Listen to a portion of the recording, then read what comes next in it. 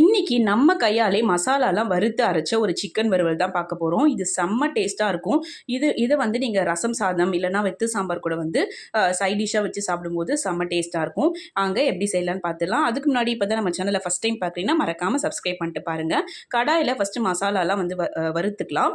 2 table spoon மல்லி எடுத்திருக்கேன், ஜீரகம், சோம்பு, மிளகு, 2 காஷ்மீரி சில்லி, 2 நார்மல் சில்லி, பட்டை, கிராம்பு, ஏலக்காய் இது எல்லாத்தையும் நல்லா வறுத்துட்டு ஒரு பிளேட்டில் ஆற வச்சு அது மிக்ஸி ஜாரில் மாற்றி அரைச்சிக்கங்க. அதே கடாயில் கொஞ்சம் எண்ணெய் விட்டு 1 டேபிள் ஸ்பூன் சோம்பு சேர்த்துருக்கேன், ஒரு கொத்து கருவேப்பிலை அதையும் ஆட் பண்ணிவிட்டு சிக்கன் வந்து ஆட் பண்ணிடலாம். ஆட் பண்ணிவிட்டு இஞ்சி பூண்டு பேஸ்ட்டு 1 டேபிள் ஸ்பூன் ஆட் பண்ணி எல்லாம் மிக்ஸ் பண்ணிவிடுங்க. தேவையான அளவுக்கு சால்ட் வந்து ஆட் பண்ணிக்கலாம். தண்ணி விட ஆரம்பிச்சு சிக்கன்.